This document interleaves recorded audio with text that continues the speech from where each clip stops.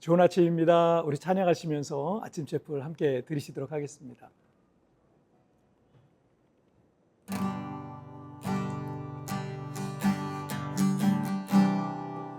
모든 상황 속에서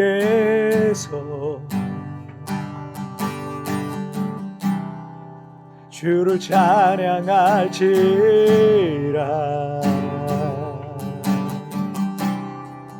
주는 너의 큰 상급 도움이시라.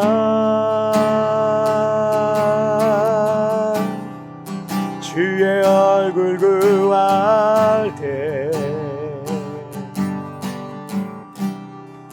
주의 영을 부으사 크신 사랑 안에서 주를 보게 하소서.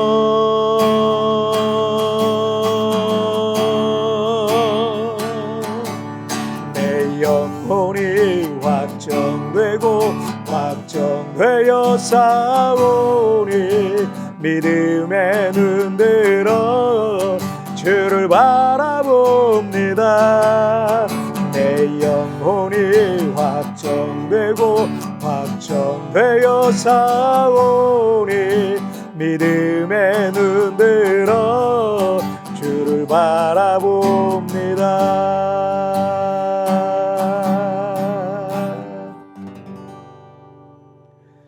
자, 우리 같이 기도하시겠습니다. 하나님 아버지 감사합니다. 오늘 이 아침에도 주님 앞에 예배하며 하루를 시작합니다.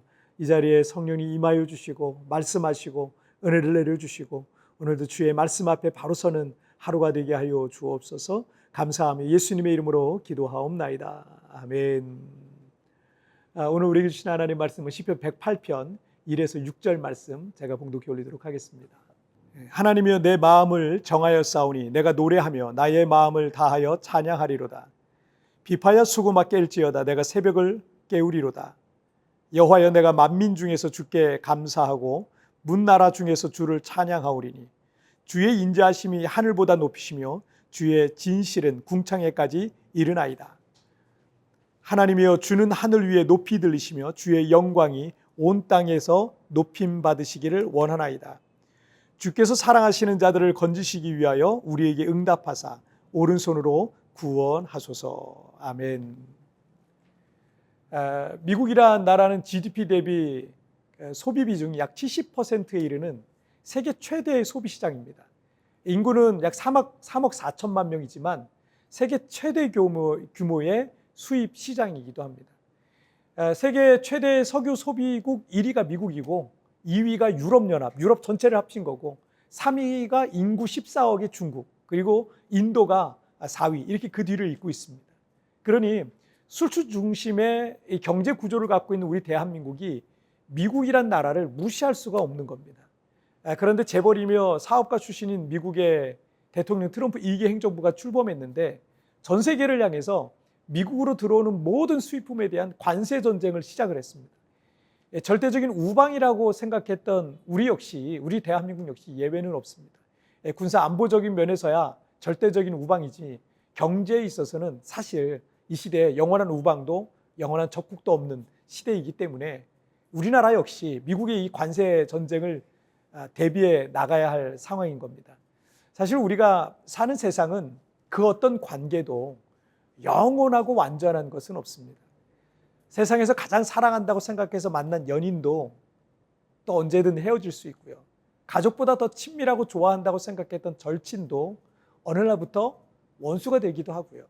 심지어 절대 끊을 수 없는 관계라 할 수 있는 부모와 자녀와의 혈연도 끊어지는 경우가 있으니 어찌 이 세상에 영원하고 완전한 관계라는 게 있을 수 있겠습니까? 하지만 하나님과 그의 자녀된 우리의 이 관계를 그 어떤 것도 끊을 수 없습니다. 로마서 8장 35절에 보면 누가 우리를 그리스도의 사랑에서 끊으리요? 환난이나 곤고나 박해나 기근이나 적신이나 위험이나 칼이랴. 이 세상의 모든 관계는 실패하기도 하고 변질되기도 하지만 신실하신 하나님의 사랑은 실패하지 않는 unfailing love인 것입니다. 오늘 본문인 시편 108편의 시제는 다윗의 찬송시라고 되어 있습니다. 본시는 후대 사람들이 다윗의 시 중에 2개의 시에서 일부를 발췌해서 하나의 시로 만들었다고 이렇게 학자들은 말하고 있습니다. 그래서 저작 시기에 대해서 학자들은 바벨론 포로에서 해방된 때였을 것으로 추측을 하고 있습니다. 1절부터 5절까지는 시편 57편 7절부터 11절에서 발췌를 했고 6절부터 13절은 시편 60편 5에서 12절에서 발췌를 했습니다. 똑같아요. 거의 내용이. 자, 그런데 오늘 나눌 부분은 시편 57편의 시제를 보니까 다윗이 사울을 피하여 굴에 있던 때라고 이렇게 되어 있거든요. 사울 왕이 사위였던 다윗에 대한 시기와 질투심이 폭발해서 그를 죽이려고 쫓던 시기에 다윗이 이 동굴 저 동굴 이 광야 저 광야로 피하면서 도피 생활을 이어갔었습니다.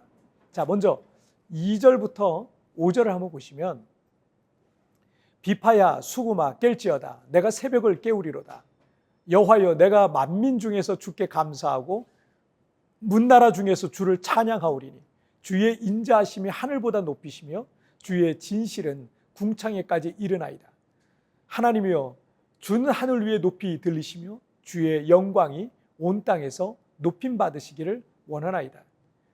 오늘 본문인 1절부터 5절까지의 내용을 보시면 사실 그가 언제 죽을지도 모를 위기의 순간이었음에도 불구하고 그가 숨어 있었던 동굴에서 힘을 다해 하나님을 찬양하는 내용으로 가득 차 있다는 것을 우리가 발견하게 됩니다. 이 시가 언제 어디에서 창이나 화살이 날아와서 죽을지도 모르는 도피 생활 중에 지은 시라고 여러분 믿어지십니까?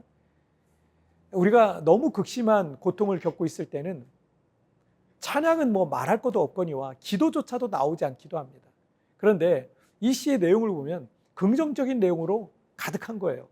하나님께서 얼마나 크시고 얼마나 위대한 분이신지, 그래서 찬양과 높임을 받기에 합당한 분이신지를 이 시에서 노래하고 있는 것입니다.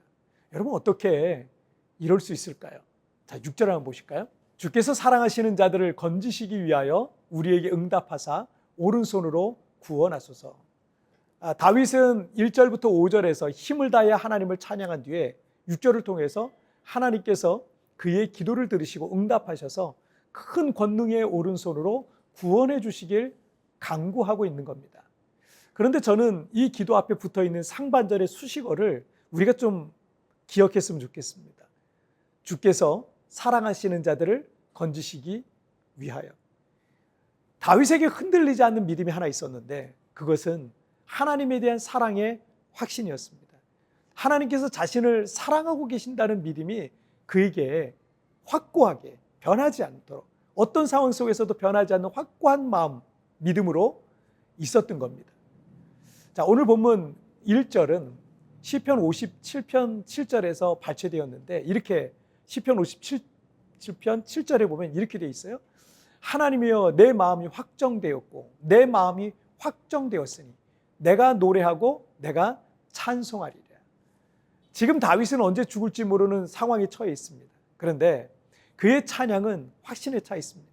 하나님께서 그를 사랑하시고 그 사랑하시는 자를 반드시 건지실 것이라는 믿음이 흔들리지 않고 있는 겁니다. 분명 안 좋은 상황이에요. 분명 힘든 상황이에요. 분명 어려워요. 하지만 이런 믿음이 있으니 이런 상황에서도 찬양하고 있었던 겁니다. 고난과 시련을 만난 여러분이 지금 찬양할 상황이 아닐 수도 있습니다. 아니, 찬양이 나오지도 않고 기도조차 잘 나오지 않을 만큼 힘든 상황을 만난 분도 계실 겁니다. 그래도 이 죽음의 문턱 앞에 있었던 다윗만큼은 아닐 것입니다. 하나님께서 나를 사랑하신다는 사실 여러분 잊지 마십시오. 주께서 사랑하시는 자를 반드시 건지시고 구원하실 겁니다. 오늘 다윗처럼 확고한 믿음으로 하나님을 찬양하는 하루 되시기를 주님의 이름으로 축복합니다. 자, 우리 같이 기도하실까요? 살아계신 하나님 아버지 감사합니다. 찬양은 물론이거니와 나의 입에서 기도조차 나오기가 어려울 만큼 힘들고 어려운 순간들, 상황들, 문제 앞에 있을 때가 있습니다. 그러나 오늘 내게 다윗의 믿음을 주옵소서. 어떤 상황 속에서도 하나님은 나를 사랑하신다라는, 그래서 사랑하시는 자를 주께서 건지신다는 이 믿음을 다윗이 고백했던 것처럼 오늘 그 믿음으로 내 앞에 있는 모든 어려움과 불안정한 상황 속에서도 믿음으로 하나님을 찬양하며 평안과 기쁨과 은혜가 가득한 하루가 될 수 있도록 축복하여 주옵소서. 주여 내 마음을 붙잡아 주옵소서. 흔들리지 않도록 견고하게 하여 주시옵소서. 오늘도 우리 주님 나와 함께 하실 것을 믿사오며 예수님의 이름으로 기도하옵나이다. 아멘. 여러분 뒤편에 나오는 오늘의 묵상 보시면서 개인적으로 묵상하시고요. 짧게라도 뜨겁게 기도하시면서 오늘 하루 주님과 동행하시길 바랍니다. 내일 우리 굿모닝 채플에서 뵙겠습니다. 여러분 승리하세요. 지금 다윗은 언제 죽을지 모르는 상황에 처해 있습니다. 그런데 그의 찬양은 확신에 차 있습니다. 하나님께서 그를 사랑하시고 그 사랑하시는 자를 반드시 건지실 것이라는 믿음이 흔들리지 않는 것입니다. 흔들리는 마음을 믿음으로 붙들고 다시 하나님을 찬양합시다.